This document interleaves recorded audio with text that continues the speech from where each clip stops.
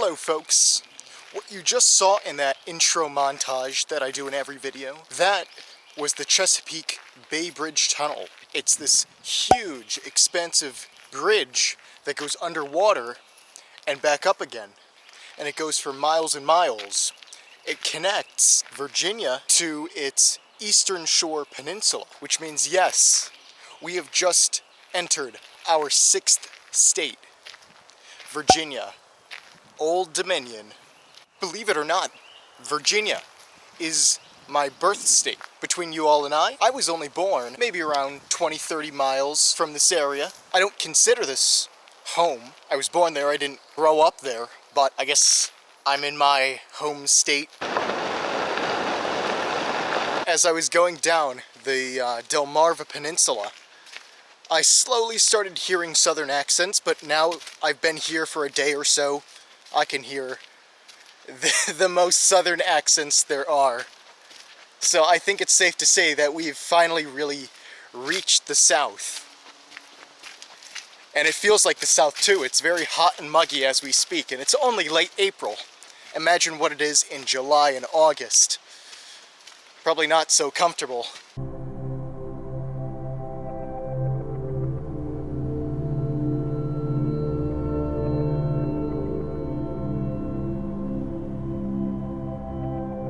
Couple minutes into the video and I haven't even told you all where we are. This is such a very special place. You see, this is sort of what Virginia mostly looked like when the first English sailors came up onto the shores of Virginia. It was mostly a very swampy, marshy area, and it looks kind of gross.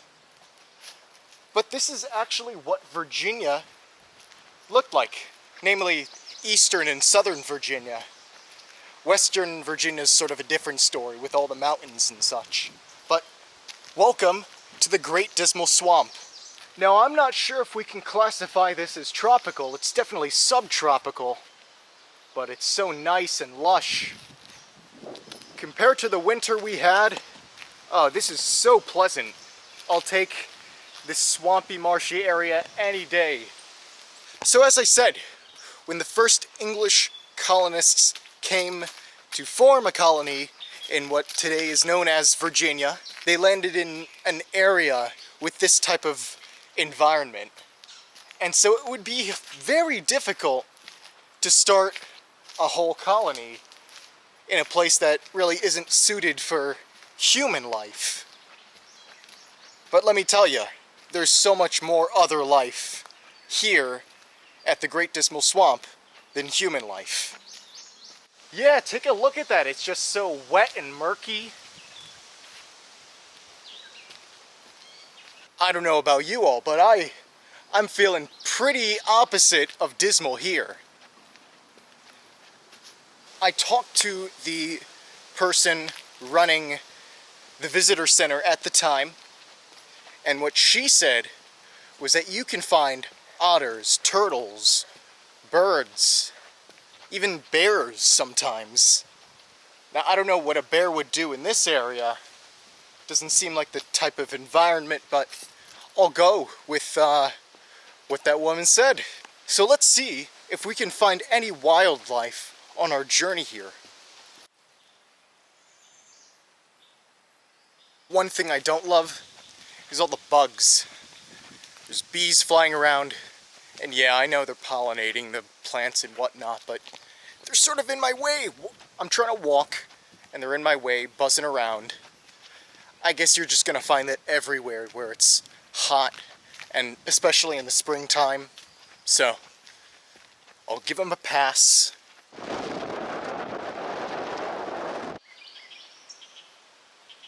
Walking here in this swamp, there seems to be bugs and small birds flying all over the place.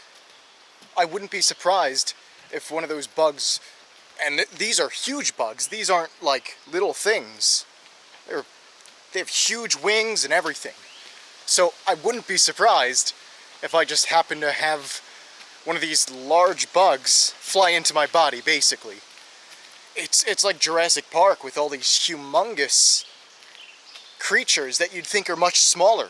That's what you get here in the Great Dismal Swamp. This place has nice benches too if you just want to sit down, not walk around all the time, but just take a break for a few minutes. Observe nature, the wildlife. I'm not so comfortable about this tree right above me that seems to have fallen. But it's alright, I'm gonna get up in a minute anyway. There's creatures just croaking all over the place, and you can't even spot them. I love just stopping every once in a while and admiring the great beauty. We're in the middle of nowhere. We're literally in the middle of nowhere. Thanks only to the preservation efforts, but it's just breathtaking. It's awesome.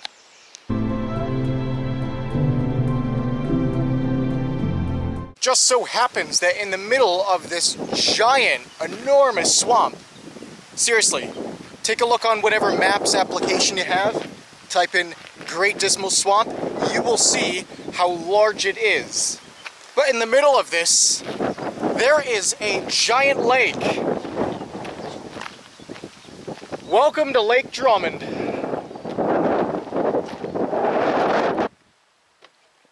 Oh yeah, this is the scenery I was looking for. Imagine being a tree and having your roots in a lake in the middle of this giant swamp. Now, although this lake was discovered in the middle of the 1700s, thankfully, due to it being protected by miles and miles of swampland, it looks the same today as it was 200 years ago.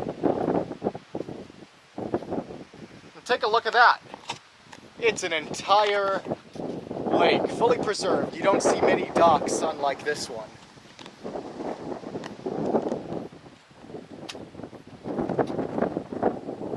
You can bring your little paddle boat or canoe onto the Lake Drummond here in the Great Dismal Swamp. You just load it there, and it's around 2.5 to 3 miles from this side right here to the other side. I don't know if you can see the line of trees on the other side, but that's a pretty great distance. Now, if you're dumb like me and didn't pack any water for this day trip here, well, you'd be tempted after having a lot of thirst to just drink the water, but even now, it doesn't look good. It's brown and murky, so I don't think anybody should drink any swamp water.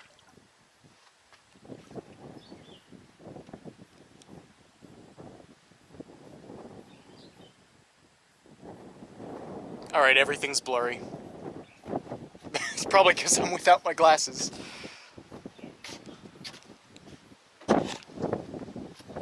I've got to say, I'm a bit disappointed. I wanted to see otters. I wanted to see turtles. Maybe even a bear. Instead, I got bugs flying in my face. But the scenery is nice. I'm thankful for that. At least we get to see that. Oh, something looked like it moved and I was getting excited. Now, I know that next time I go to some wildlife preserve, not to set my expectations too high based on what other people tell me. That's alright. As much as I would like to close off the video, I really feel like we would be missing opportunities if we didn't explore just a little bit more. You know, we've been in the mid-Atlantic for so long, I don't think the coverage project's really gotten a chance to see what other regions are like. This is Virginia. I think it's best we go back to civilization before I show you this one last thing. Hey, maybe we just got unlucky.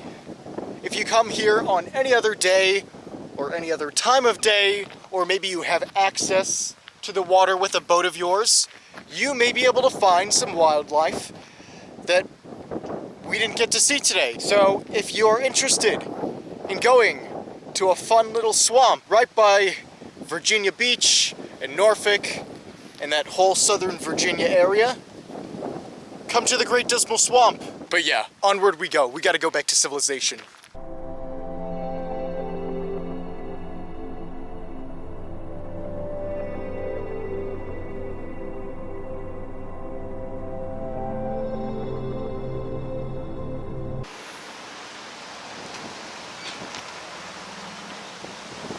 Now, like I said before, we're not in the Northeast anymore. This is technically the beginning of the South. So here in Virginia, I thought I have to try one of these places which I cannot get in the Northeast or the Mid-Atlantic very much. That's why I went to, well, a well-known fast food place in the rest of the country. Not so much in the Northeast, but the rest of the country. A place called Hardee's. Now here with this, there's a little star on it. I guess that's to tell you you're having a good meal. You're about to have a good meal. Hardee's is common pretty much all over the country, just except for the Northeast. And it's a weird chain because they're split into two different franchises under the same logo, under the same menu. Carl's Jr. is very popular on the West Coast, while Hardee's is very popular in the Southeast and the Midwest. Now that we're sort of in the region in which Hardee's is very famous or very abundant, I decided to give it a try. And I figure it's just not right to eat a burger in my car. Why not eat a burger, in this case their famous star, in none other than behind the Hardee sign. Yes, here at the Coverage Project, we do everything differently, even eat our food. So what makes Hardee's different from all the other chains? You may ask, they're just burgers. Well, I don't know. We're about to find out. I do like how they have a little pocket for the burger. That's always nice that you don't see in places like McDonald's or Wendy's or whatever. I don't know, it looks like a regular burger. I don't know, maybe it's the service that makes Hardee's a household name with fast food here in the Southeast. Anyway, I'm starving, let's dig in. Well, just as I imagined, it's delicious. I have only been to Hardee's once in my life, and it was a little too early for regular burgers, so I had to settle with some breakfast item. I don't even remember what it was, but for this being my first time trying a Hardee's burger, it's immaculate. Something in the patty, something in the meat makes it stand out. And I don't know what that is, but there's just that special kick. You see the smile on that star? That's the face you make when you've had a burger from Hardee's. Well, I've gotta say, our first journey to Virginia, what a success. I can't wait to see what the rest of Virginia has to offer. I think that concludes the day.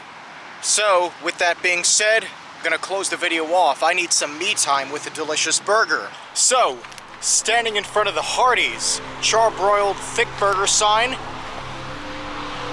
more travels to come. I will see you at the next location.